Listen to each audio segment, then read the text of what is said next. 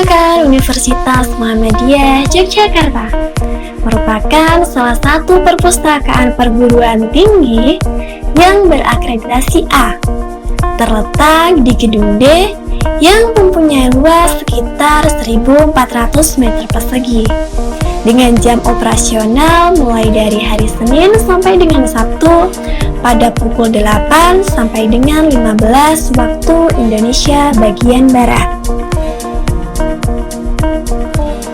Visi Universitas Muhammadiyah Yogyakarta yaitu menjadi universitas yang unggul dalam pengembangan ilmu pengetahuan dan teknologi dengan berlandaskan nilai-nilai Islam untuk kemaslahatan umat.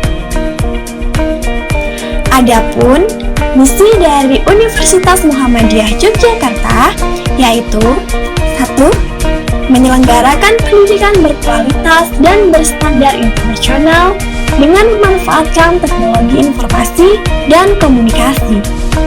Yang kedua, menyelenggarakan penelitian berbasis keunikan lokal dalam penyelesaian permasalahan bangsa dan pengembangan ilmu pengetahuan dan teknologi. Yang ketiga, menerapkan ilmu pengetahuan dan teknologi dalam pengembangan masyarakat secara utuh dan berkelanjutan. Yang keempat, melakukan peran sebagai pusat pengembangan nilai-nilai Islam dan gerakan Muhammadiyah. Perpustakaan Universitas Muhammadiyah Yogyakarta memiliki 3 lantai. Di lantai pertama ada public space, Muhammadiyah Corner, ruang belajar mandiri, ruang sidang, dan library corner cafe.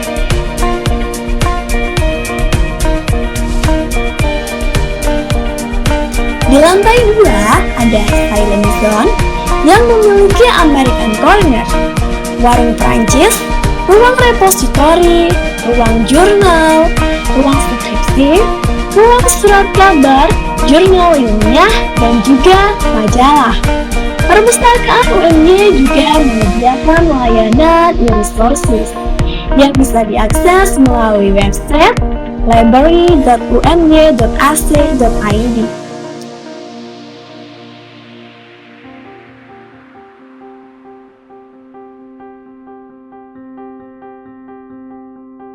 Di lantai 3, pemustaka dapat membaca dan juga meminjam buku.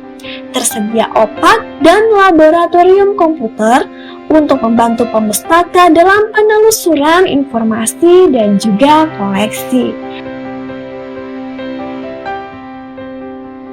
Koleksi di Perpustakaan Universitas Muhammadiyah Yogyakarta sendiri ada lebih dari 180.000 koleksi. Di lantai 3 juga terdapat berbagai macam layanan, antara lain ada pengecekan turnitin, lit informasi, pesan pinjam buku secara online.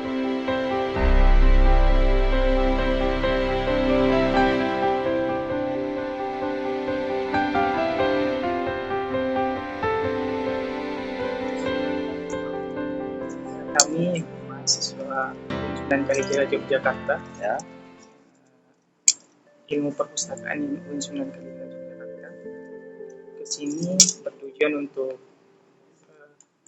menanyakan beberapa informasi tentang perpustakaan digital yang dimiliki oleh Perpustakaan Universitas Muhammadiyah Yogyakarta dalam rangka memenuhi tugas manajemen perpustakaan digital. Adapun beberapa pertanyaan yang sudah kami siapkan yang akan saya tanyakan kepada Bapak. Mungkin bisa sharing-sharing Pak. Ya. Yang pertama mungkin langsung saja. Bisa nggak Bapak tolong jelaskan proses digitalisasi di Universitas Muhammadiyah Yogyakarta itu seperti apa? Maksudnya siapa yang terlibat, alat-alatnya yang digunakan apa, terus koleksi yang digitalisasi itu koleksi yang seperti apa saja? Jadi gini, di UMY ini untuk yang perpustakaan digital sendiri kita itu ada aplikasi buku-buku ya, buku-buku. Sudah pernah dengar belum? Belum. Kayak semacam itu loh, kayak semacam i-Jogja, i-Pusnas gitu loh. Nah kalau i-Pusnas, i-Jogja itu kan pengembangnya namanya Aksara Maya. Tapi kalau yang kita langgan itu aplikasinya itu dikembangkan oleh Kubuku. Kubuku itu semacam vendor yang mana mereka itu menjual berbagai e-book, koleksi buku digital. Nah itu yang pertama yang kita miliki. Jadi Kubuku ini menggandeng beberapa penerbit ya.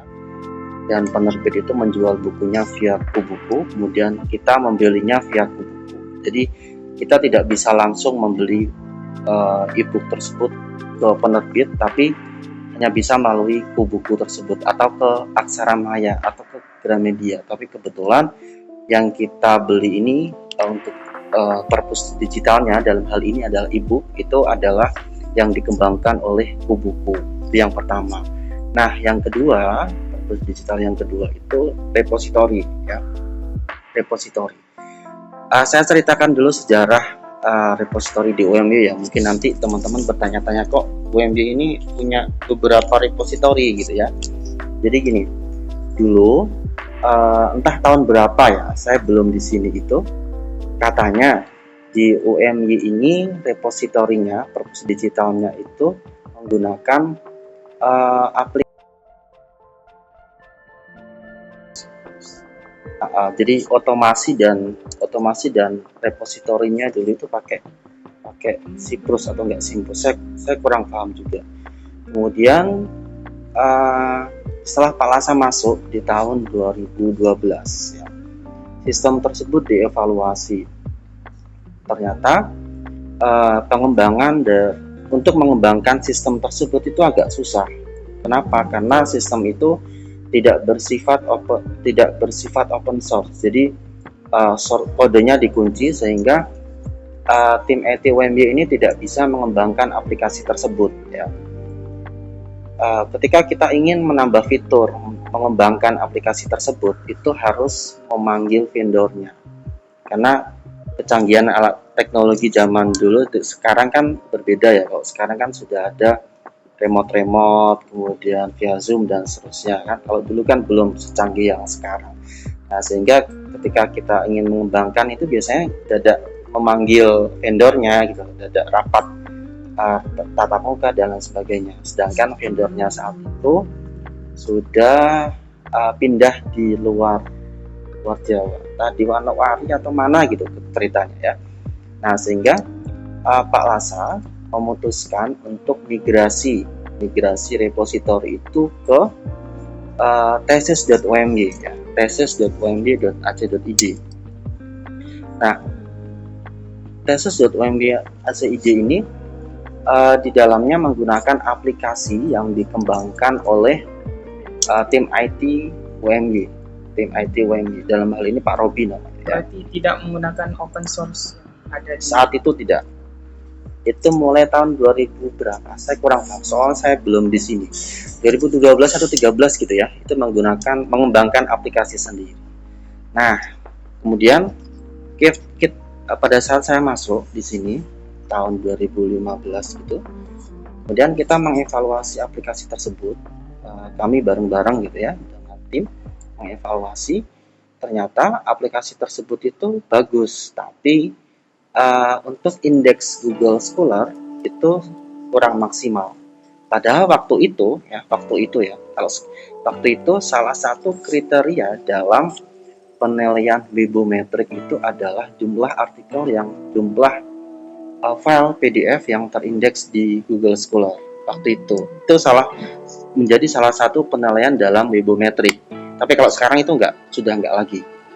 Waktu itu jumlah file PDF ini menjadi salah satu penilaian dalam Webometric repository ataupun institusi. Sehingga mau nggak mau kita harus mengembangkan aplikasi repository ini yang memang ramah di Google Scholar. Nah, waktu itu ada diskusi antara perpustakaan dan tim IT UMY, kepala BSI, waktu itu namanya BSI itu Biro Sistem Informasi ya, yang sekarang sudah ganti jadi LSI, Lembaga Sistem Informasi. Jadi waktu itu kita diskusi dengan lembaga Biro Sistem Informasi, bagaimana solusinya, apakah tetap menggunakan aplikasi sendiri yang dikembangkan agar support di Google Scholar, ataukah kita menggunakan aplikasi open source yang lain yang sudah ada, yang memang sudah support di Google Scholar. Nah, keputusannya waktu itu lebih enak pakai aplikasi open source saja yang sudah support di Google Scholar-nya ya.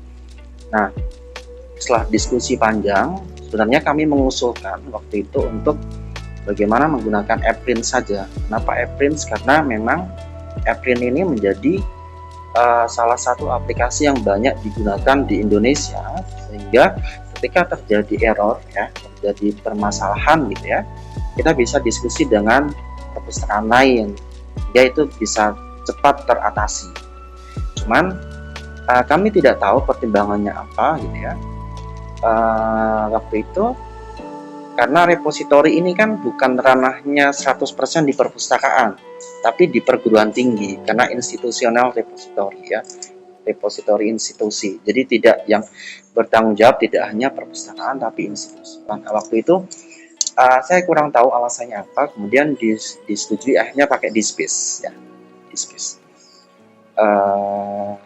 dengan alamat repository.omj.ac.id itu. Nah, setelah berjalan ya, di DSpace ini memungkinkan waktu itu disetting dosen itu bisa bisa upload sendiri tanpa adanya verifikasi dari pustakawan. Maka akhirnya ini dalam tanda kutip itu banyak sampah di situ. Maksudnya sampah itu sertifikat diupload di situ dan lain sebagainya diupload gitu. Sehingga kita mau nggak mau harus bersihin itu. Kemudian aturan waktu itu yang OMY ini mengizinkan semua dibuka, full access, full text, mulai dari cover sampai lampiran itu dibuka, aturan waktu itu. Nah, kemudian di tahun berapa? 2019 atau 20, sekitar tahun segitu ya. Itu aturan berubah, yang dibuka itu hanya bab 1 saja. Bab 1 dan abstrak dan cover saja. Yang lainnya itu harus ditutup ya. Nah, kemudian apa yang di-scan, apa yang didigitalisasikan di OMY ini, pertama yang didigitalisasikan adalah skripsi yang lama. Jadi dulu tahun 2008 ke bawah ya, itu nyerahin skripsinya itu masih manual, jadi masih hard copy fisik, belum ada CD dan seterusnya ya, belum ada upload mandiri, itu belum. Sehingga karena kita keterbatasan tempat, maka mau nggak mau hard copy ini memang harus didigitalisasikan. Karena kalau lama-kelamaan itu kan hard copy menumpuk ya, memenuhi ruangan, sehingga mau nggak mau memang harus didigitalisasikan dan diupload di repository tadi, di ETD. Kalau sekarang diuploadnya di etd.omj, di AppPrint itu. Nah, terus siapa yang melakukan ini? Nah, yang melakukan ini bukan pustakawan OMY, tapi kita kita merekrut kayak semacam pegawai lepas gitu, part-time gitu, 2 orang. Satu ini dari UIN, baru saja masuk kemarin, baru skripsi dia, baru mau pendadaran. Pembimbingnya Pak Torik, namanya siapa lupa sih. Satunya itu dari jadi ada 2 orang yang melakukan, yang melakukan scanning, digitalisasi itu tidak pustakawan, tapi kita mengambil orang dari luar. Kenapa? Karena kerjaan kita itu sudah keteteran ini. Nah, selain skripsi yang diupload itu, yang digitalisasi itu ada naskah kuno ya. Ada naskah kuno, ada Al-Quran yang tulis tangan, entah tahun berapa, Pak Lasa yang tahu itu. Ada kitab-kitab zaman dulu itu. Nah, itu yang nanti kalau sudah ini diupload di sistem. Tuh, kemudian perangkatnya apa? Perangkatnya ya tentu ini scanner ya. Scanner kita pakai Fujitsu 6110 itu untuk yang skripsi. Jadi skripsi itu didedel gitu ya, covernya itu dibuka gitu, kemudian kayak mesin fotokopi gitu, jadi langsung masuk gitu, tidak bolak-balik satu-satu gitu. Tapi kalau yang khusus naskah kuno memang ada scanner khusus, jadi memang harus bolak-balik, harus benar-benar hati-hati dan lama. Bahannya rentan. Beda, perlakuannya berbeda. Nah, siapa yang melakukan itu? Biasanya yang melakukan itu dulu ya staf pustakawan sendiri kan, yang naskah kuno. Kemudian ada juga digitalisasi foto dan foto WNI, foto Muhammadiyah Aisyah zaman dulu, tahun 40-an atau berapa gitu ya, kita digitalisasikan. Nah, untuk softwarenya ya tentu pakai itu driver scannernya itu, kemudian pakai Adobe PDF Reader untuk mengedit PDF-nya. Kalau digitalisasi di sini Pak, ada penjadwalan tersendiri nggak, harus per tiap bulan, per tiap tahun? Enggak ada sih. Yang penting jadi ada bahannya yang digitalisasi, kemudian kita mengajukan anggaran ke universitas, kemudian kita rekrut orang, ya sudah, itu sampai selesai. Jadi nggak ada jadwal khusus, itu nggak ada. Yang penting ada bahan yang didigitalkan.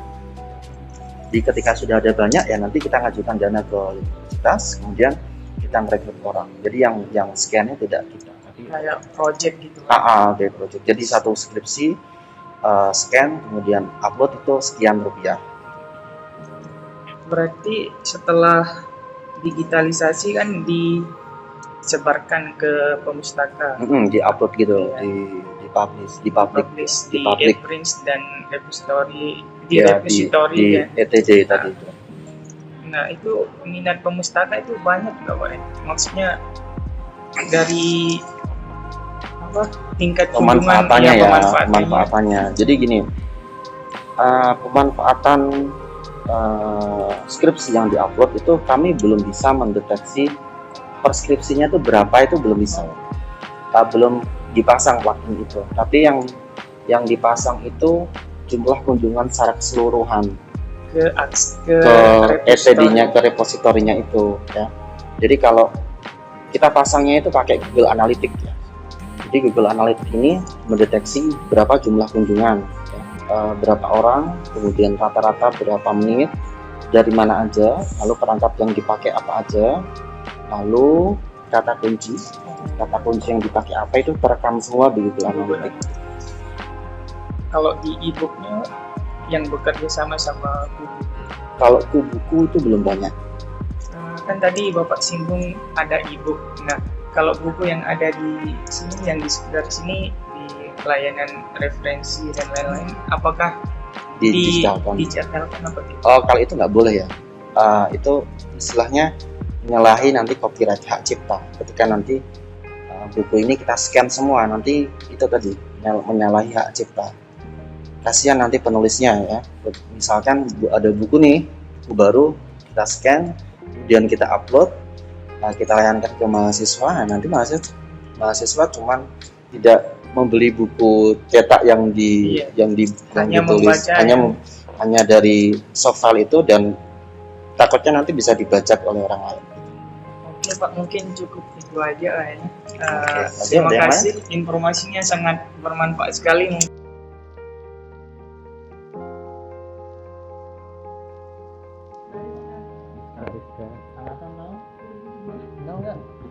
Angkatan 2019 ya. Jadi ini Mbak, kita ada tugas mata kuliah manajemen perpustakaan digital. Dari tugasnya kita juga cari tahu tentang perpustakaan digitalnya, salah satunya untuk alat digitalisasinya. Nggak tahu kenapa belinya yang Fujitsu itu dulu apa? Oh, ini yang 2008 ke bawah Pak ya? Apa yang baru? Enggak, ini yang baru. Oh, yang baru. Ini ada 2019, ada 2011 juga sih. Yang jelas itu skripsi lama-lama ini kan. Oh, iya. Tahunnya saya nggak hafal. Yang jelas skripsi lama-lama. Jadi Kadang dulu itu kan ada CD juga, kadang terlewat juga, gitu kan. Terlewat, terupload. Kalau sekarang kan nggak mandiri, jadi nggak mungkin terlewat. prosesnya misalnya itu kertasnya Covernya kan Buka. buka dulu. Nah kemudian nanti kita, karena yang kita upload itu per bab, jadi yang kita scan itu taruh situ nanti per bab. Kalau judul, kemudian bab satu sendiri, dan seterusnya. Itu berarti Bisa ambil nggak apa-apa loh, Mbak. kliknya dibuka gitu ya, Pak. Terus Ah, masukin per kertasnya. Nah setelah itu, setelah di scan, nanti ini di daur ulang. Jadi tidak dijual di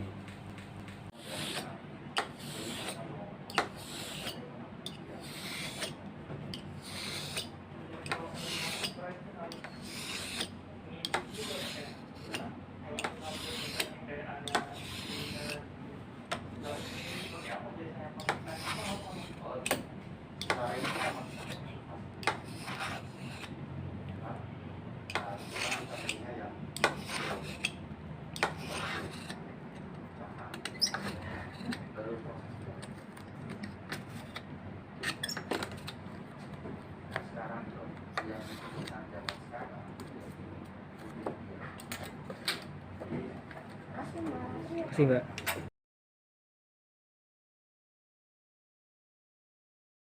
naskah kuno beda lagi orangnya.